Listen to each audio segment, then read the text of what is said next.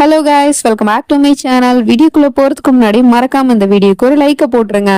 Last பார்ட்ல நம்ம psycho hero அவனோட குழந்தை இறந்து போனது தெரிஞ்ச உடனே வீடு ஃபுல்லா இருக்கிற எல்லா திங்ஸையுமே போட்டு உடச்சிக்கிட்டு இருக்கான். அதுக்கப்புறம் பொண்டாட்டி என்ன பண்றான்னு போய் பார்ப்போம் அப்படின்னு சொல்லிட்டு ரூம் பக்கம் போனா அங்க வந்து பாட்டு பாடுற சத்தம் கேக்குது. இவன் உடனே என்னாச்சுன்னு தெரியலையே அப்படின்னு சொல்லிட்டு மெதுமெதுவா டோர் ஓபன் பண்ணி பாக்குறான். நம்ம ஹீரோயினி அந்த தொட்டில் பக்கத்துல உட்காந்துக்கிட்டு தாலாட்டு பாடிட்டு இருக்கா. அதுவும் அதுல என்னமோ குழந்தை இருக்கிற மாதிரி தடவை கொடுத்துட்டே தாலாட்டு பாடிட்டு இருக்கா. இவனுக்கு ஒன்னும் புரியல. ஜான்வி அப்படின்னு சொல்லிட்டு கூப்பிடுறான். சத்தம் போடாதீங்க, குழந்தை தூங்குறான, இப்படி நீங்க சத்தம் போட்டீங்க அப்படின்னா கிருஷ்ணா முழிச்சிருவான் அப்படின்னு வர சொல்லிட்டு இருக்கா. அதுக்குள்ள குழந்தை பிறந்து பேரே வச்சுட்டாப்புல இருக்கு. அப்படி ஒரு இமேஜினேஷன் பண்ணிட்டு சரி ஓகே நீங்க இங்கே வெயிட் பண்ணுங்க, நான் போய் டீ போட்டு எடுத்துட்டு வரேன் அப்படின்னு சொல்லிட்டு வெளியே போயிடுறா.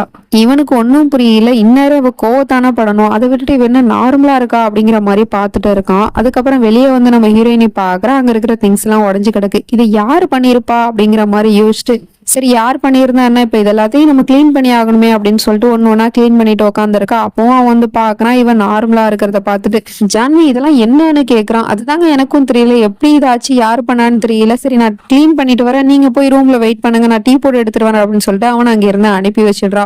அதுக்கப்புறம் இவ டீ போட்டுட்டு ரூமுக்கு போய் பார்த்தா அவன் அங்க உட்காந்துருக்கான். என்ன நடக்குதுன்னு தெரியாம டீயை கொடுத்துட்டு அவன்கிட்ட சொல்லிட்டு இருக்கா, நம்மளோட குழந்தை எவ்வளவு அழகா இருக்கான் பாத்தீங்களா, அப்படியே உங்களை மாதிரி இருக்கான், உங்களை உரிச்சு வச்சிருக்கான், அதுவும் இப்ப தூங்கும் போது பார்க்க செம கியூட்டா இருக்கான்ல அப்படிங்கிற மாதிரிலாம் பேசிட்டு இருக்கா. இதை கேட்டதுமே இவனுக்கு செம கோவம் வந்துருது. அங்க இருந்து போயிடுறான்.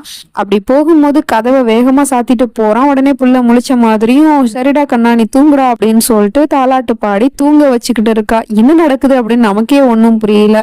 அவன் தான் இத்தனை நாளா பைத்தியமா இருந்தான் அப்படின்னு பார்த்தா இப்ப நம்ம ஹீரோயினையுமே பைத்தியமாகிட்டா. கொஞ்சம் கொஞ்சமா பைத்தியமாகிட்டு வரா. இல்லாத ஒரு குழந்தைய இருக்கிறதாக அவளே இமேஜினேஷன் பண்ணிக்கிட்டே இப்படி எல்லாம் பண்ணிக்கிட்டு இருக்கா. கொஞ்ச நேரம் கழிச்சு வெளியே வந்து சரிங்க இப்ப நீங்க டீயும் குடிக்கல, நான் உங்களுக்காக சாப்பாடு செய்யறேன், அப்புறம் இந்த கீதா எங்க போனாங்க, அவங்களே காணுமே, கீதா கீதான்னு சொல்லிட்டு கிச்சன்ல போய் தேடிட்டு இருக்கா. அவங்கள காணும். அதுக்கப்புறமா யோசிச்சு பார்த்துட்டு ஆமாங்க கீதாவை நான் தான் மளிகை ஜாமான் வாங்கிட்டு வர சொல்லி வெளியே அனுப்புனேன், சுத்தமா மறந்துட்டேன் பாத்தீங்களா அப்படிங்கிற மாதிரி சொல்லிட்டு இவ கிச்சனுக்கு போறான். நான் உங்களுக்காக சமைக்க போறேன் அப்படிங்கிற மாதிரி. இவனுக்கு ஒன்னும் புரியல. கீதாவை அடிச்சு போட்டு ரூமுக்குள்ள கதவை சாத்தினது இவன், ஆனா அவ அப்படி சொல்லிட்டு போறா. சரின்னு சொல்லிட்டு அவகிட்ட பேசுறதுக்கு போறான். என்னங்க பண்ணிட்டு இருக்கீங்க, கிச்சன்ல ரொமான்ஸா, அதெல்லாம் இனிமே கிடையாது, நமக்கும் குழந்தை வந்துருச்சுங்க, நீங்க போய் அங்க போய் உட்காருங்க, நான் சாப்பாடு செஞ்சு எடுத்துட்டு வரேன் அப்படிங்கிற மாதிரிலாம் சொல்லிட்டு இருக்கா. அப்பவும் அவன் போக மாட்டேங்கிறான். இவ ஏன் அப்படி பிஹேவ் பண்றா அப்படிங்கிறது தெரிஞ்சுக்கணும் அப்படிங்கிறதுக்காக அங்கேயே நின்றுட்டு இருக்கான். நம்ம ஹீரோயினியும் சட்டுன்னு ரெடி பண்றது உப்புமா மட்டும்தான். சரி அதையே பண்றேன் அப்படிங்கிற மாதிரி சொல்லிட்டு ரவாலாம் கொட்டிவிட்டு அதுக்கப்புறம் இந்தாங்க இந்த உப்புமாவை கிண்டுங்க, நான் போய் பிள்ளைக்கு பால் கொடுத்துட்டு வரேன் அப்படிங்கிற மாதிரிலாம் போயிட்டு இருக்கா. இவனுக்கு ஒண்ணுமே புரியல, என்னதான் நடக்குது இங்க. அப்போ அவ ஒருவேளை பைத்தியம் ஆயிட்டாளா இல்ல பைத்தியம் ஆகின மாதிரி நடிக்கிறாளா அப்படிங்கிற மாதிரி யோசிச்சுட்டு இருக்கான். அப்ப நம்ம ஹீரோயினி போன் பண்ணி யாருக்கிட்டே பேசிட்டு இருக்கா. அவளோட வீட்டுக்கு கால் பண்ணி அம்மா எப்படி இருக்கீங்க, அப்பா நல்லா இருக்காரா, தங்கச்சி நல்லா இருக்காங்களா அப்படிங்கிற மாதிரிலாம் பேசிட்டு இருக்கா. உடனே இவன் இங்க இருந்து உஷாராயி ஓ நோ இப்போ வந்து அவ குழந்தைய பத்தி தானே முழு மூச்சா பேசிட்டு இருக்கா, இப்ப குழந்தைய பத்தி ஏதாவது சொல்லிட்டா அப்படின்னா அவங்களுக்கு சந்தேகம் வந்துடும் அப்படின்னு சொல்லிட்டு போனை டக்குன்னு புடுங்கி அது வந்து அத்தை அப்படிங்கிற மாதிரி பேசுறான். அந்த பக்கத்துல இருந்து யாருமே பேசல. போனே பெஸ்ட் பண்ணவே இல்லை. நம்ம ஹீரோயினி சும்மா போனை வச்சுட்டு தான் பேசிட்டு இருந்திருக்கா. என்னதான் நடக்குது அப்படிங்கிறது இவனுக்கு ஒண்ணுமே புரியல. இப்ப மார்னிங் ஆயிடுச்சு. நம்ம ஹீரோயினி குளிச்சுட்டு ரெடி ஆயிட்டு இருக்கா. அப்போ வந்து இவன் பேசுறதுக்கு வரான். டக்குன்னு இவ கேக்குறா, என்னங்க ஏதாவது பேசணுமா என்கிட்ட, அப்புறமா பேசிக்கலாங்க, குழந்தை முழிச்சிட்டு வாங்க இப்ப இங்க இருந்து பேசினா அப்படிங்கிற மாதிரி சொல்லிட்டு குழந்தைகிட்ட போய் என்னம்மா தூங்குறியா, அப்பா பாரு என்கிட்ட ஏதோ பேசணுமா அப்படிங்கிற மாதிரிலாம் சொல்லிட்டு பேசிட்டு இருக்கா. ஜான்வி அப்படின்னு சொல்லிட்டு கூப்பிடுறான். கத்தாதீங்க குழந்தை தூங்குறான் அப்படிங்கிற மாதிரி சொல்றா.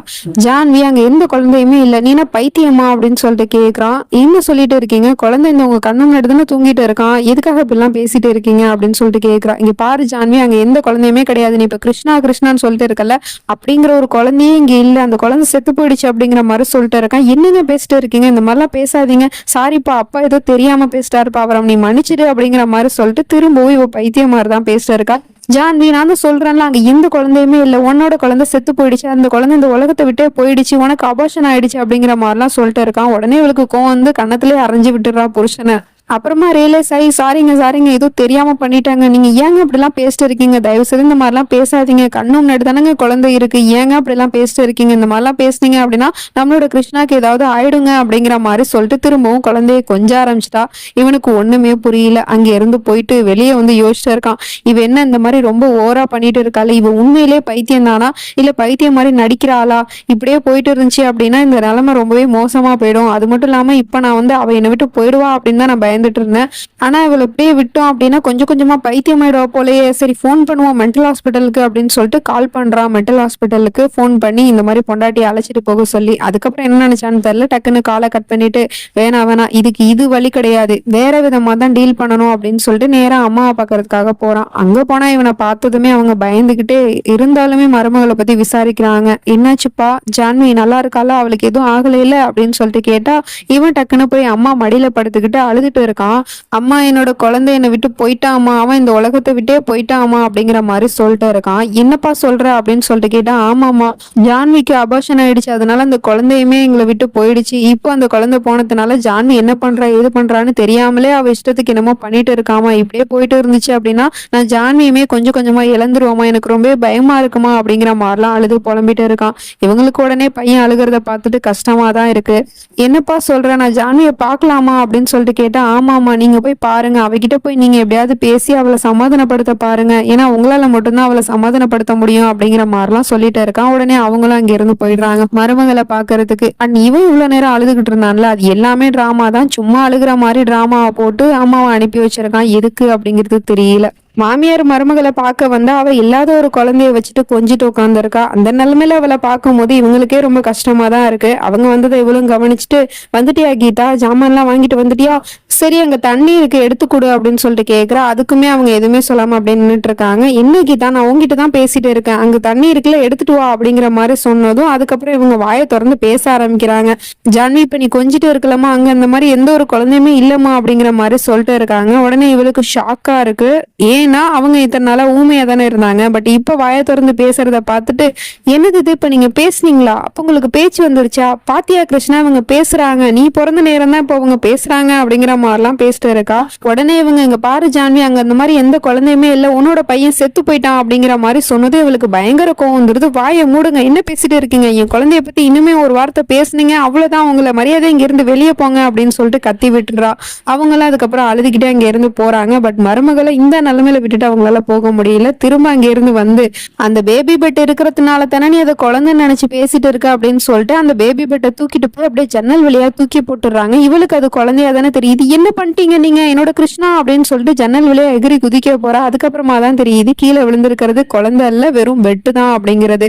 பாத்தியா அவனோட குழந்தை செத்து போயிட்டான், அவனோட குழந்தை இந்த உலகத்தை விட்டு போயிட்டான் ஜான்வி அப்படிங்கிற மாதிரி சொல்லிட்டு இருக்காங்க. அதுக்கப்புறமா தான் இவளுக்கு ரியலைஸ் ஆகுது இவ்வளவு நேரமா ஒரு குழந்தை இருக்கு அப்படிங்கிற ஒரு மாயில தானே மாட்டிக்கிட்டு இருந்தா. அதுல இருந்து வெளியே வந்த அடுத்த செகண்ட் அவளோட வயித்துல கைய வச்சுக்கிட்டு பயங்கரமா அழுதுகிட்டு இருக்கா, ரொம்பவே கதறா. இப்பதான் தன்னோட குழந்தை தன்னை விட்டு போயிடுச்சு அப்படிங்கிறதே இவளுக்கு தெரியுது. அந்த அளவுக்கு கதறி அழுதுகிட்டு இருக்கா.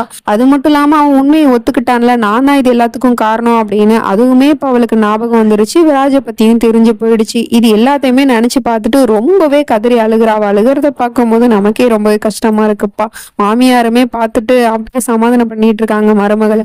எதுக்காக விராஜ் பொய் சொல்லணும், என்ன எதுக்காக ஏமாத்தினாரு, நான் என்ன பண்ணேன், ஏன் இப்படி எல்லாம் பண்ணாரு அப்படிங்கிற மாதிரி சொல்லிட்டு ரொம்பவே கதறி அழுதுகிட்டு இருக்கா. இதுக்கு முன்னாடி அவன் என்னெல்லாம் கொடுமைப்படுத்தினாலும் அது எல்லாமே கண்ணு முன்னாடி வந்துட்டு போகுது.